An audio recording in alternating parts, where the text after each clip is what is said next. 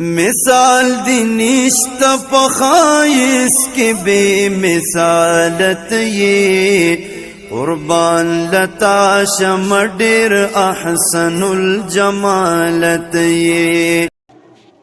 بسم الله الرحمن الرحیم.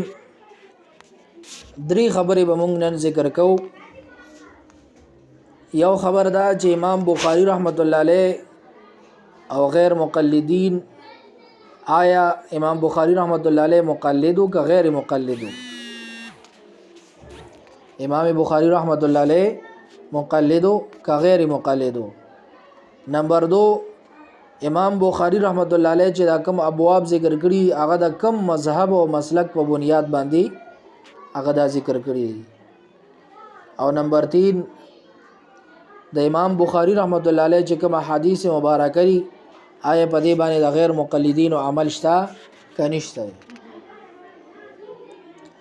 نو امام بخاری رحمت الله علیه بارکه عام طور باندې دا خلک وایي چې یاره بخاری زمونږ لري، مونږ په بخاری شریف باندې عمل کوو. بخاری شریف دی، بخاری شریف دی. لکه څنګه چې د دې خلکو دا تاثر خلکو ته ورکړی دی عوامو ته چې یاره مونږ د امام شافعي صاحب په مذهب یو، حالانکه دی د امام شافعي صاحب په مذهب نری دی، مذهب نه مني. حسن جان شهید رحمت الله علیه بدی ته لا مذهب ویلی، لا مذهب الا مذهبیه قنطره الله دینیه. دا جمله باغی ذکر کوله چې لا مذهبیت څوک چې لا مذهب شي نو دی روان شو د سبا پل باندې، د بی دینه په پل باندې روان شو چې نن لا مذهب شو، به مذهب پر خود بل ورځ بدینم پرې ورځ به داسې راشي. نو لہذا دی دا تاثر عوامو ته ورکړی چې مونږه د امام شافعي صاحب په مذهب یو، حالانکه دا دی مذهب نه مني، دی خپل جدا یو فرقه ده. نو دا شان دا تاثر هم خلکو ته ورکړی دی چې بخاری شریف باندې مونږ عمل کوو، یا احناف چې بخاری شریف ډیر زیات وای او تاسو چې ال عالمان شه چې زمونږ بخاری شریف وای، حالانکه د دې خبر دی نه چې د بخاری شریف کې امام بخاری رحمت الله علیه د چا طرفداری کوي؟ ستا طرفداری کوي ونه زما طرفداری کوي؟ نو اوله خبره خدا را چې آیا امام بخاری رحمت الله علیه مقلد دی که غیر مقلد دی؟ نو امام بخاری رحمت الله علیه په بخاری شریف کې مرفوع احادیث هم ذکر کړي چې یاره د هغې نسبت نبی علیہ السلام ته شوی دی، او موقوف احادیث هم ذکر کړي چې د هغې نسبت صحابو ته شوی، مقطوع احادیث هم ذکر کړي دي چې د هغې نسبت تابعینو ته شوی. دغه رنګې امام بخاری رحمت الله علیه تعلیق هم ذکر کړي، تعلیقات هم شته پکې، مکررات هم شته پکې، او امام بخاری رحمت الله علیه توابع ذکر کړي. دا ټول تاسو ته ما ذکر کړل. نو امام بخاری رحمت الله علیه په صرف مرفوع احادیث نه ذکر کړي چې صرف د پیغمبر علیه السلام نه ثابت دي، بس هغه ذکر کوم چې دا صحابونا یا د تابعینونا یا د فقهاونا ثابت دي، لہذا هغه نه ذکر کوم. نه، امام بخاری رحمت الله علیه خپل بخاری شریف کې مرفوعات هم ذکر کړي دي، صحابو احادیث هم ذکر کړي دي، تابعین او د فقهاو خبرې هم ذکر کړي. حالانکه غیر مقلدین صرف مرفوع روایات ذکر کوي او صرف هغه حجت غني. نو معلومه ده شو چې امام بخاری رحمت الله علیه غیر مقلد نه دی، هغه څه دی مقلد دی، هغه د دې خلکو نه دی، هغه زمونږ دی. د دې غیر مقلدین د امام بخاری رحمت الله علیه سره هیڅ قسمه رشتہ نسبت او تعلق نشته دی. دویمه خبره، مونږه د ټولو نه اول د پیغمبر علیه السلام ذات حجت ګڼو چې پیغمبر علیه السلام نه یو مسله ثابت وي نو د نبی علیه السلام ذات حجت ګڼو. دا غي نه رسته بیا کړه پیغمبر علیه السلام نه یو خبره نه ثابت، نبی صحابه ولزو زکه چې دا نبی علیه السلام فرمای علیکم بسنتی و سنت الخلفاء الراشدین المهدیین، تاسو زما سنت او ز خلفای راشدین سنت لازم ونیسه.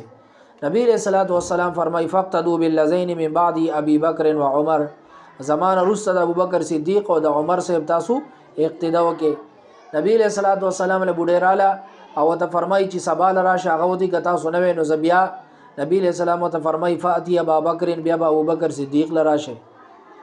نو مونږه د نبی علیہ السلام نه رسته صحابه کرام حجت ګڼو او قران کې الله داغي ایمانم معیار ګرځولې او داغي عمل معیار ګرځولې فإن آمنوا بمثل ما آمنتم به فقد اهتدوا. دې آیت مبارکه کې د صحابه الله ایمان د ټول مسلمانانو د بار معیار ګرځولې او والسابقون الاولون من المهاجرين والانصار والذين اتبعوهم باحسان رضي الله عنهم ورضوا عنه. پدې کې الله تبارک وتعالى د صحابه عمل جره معیار ګرځولې چې تاسو د بار صحابه ایمان معیار دی او د صحابه عمل معیار او حجت دی. د دینه پس د تابعین مونږ د بار حجت دي چې صحابه کې او خبره نبی ثابت مونږ د تابعین نه راخلو. حالانکه غیر مقلدین چې کوم دي اغي صرف د نبی له صلوات و سلام خبره حجت غني او اهل حدیث کې دو اصول فرمان خدا فرمان رسول. مونږ صرف دغه اصول له چې صرف د الله خبره او د الله د رسول خبره دین علاوه مونږ بل خبره د بل چا حجت نه غنو. نو اوس ته وایا چې امام بخاری رحمت الله علیه ستاسو دی غزمونږ امام بخاری رحمت الله علیه د احناف دی ځکه خو هغه د په صحابه حجت غني د صحابو نه بس تابعین حجت غني. درېمه خبره امام بخاری رحمت الله علیه په بخاری شریف کې بعضی حدیثونه ذکر کړي چې هغه د ثلاثیات وای دغه 22 احادیث دي. دویش ثلاثیات دي ته وای چې د امام بخاری رحمت الله علیه او د نبی له صلوات و سلام ترمنځ صرف 3 واسطي وي نو د ثلاثیات وای او په دې باندې امام بخاری رحمت الله علیه فخر کوي. امام بخاری رحمت الله علیه په دغه 22 احادیث مبارکه باندې فخر کوي.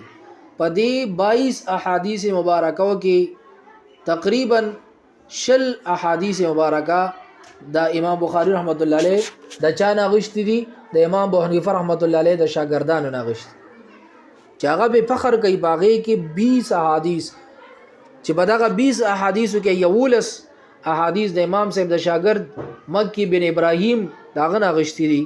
شپږ احادیث د ابو عاصم النبیل نغشتي دي او 3 احادیث د محمد بن عبد الله انصاری داغه نغشتي دي. نو لہذا دینه دا ثابت شو چې امام بخاری رحمت الله علیه زیات تعلق د احناف سره دی د غیر مقلدین سره نه دی.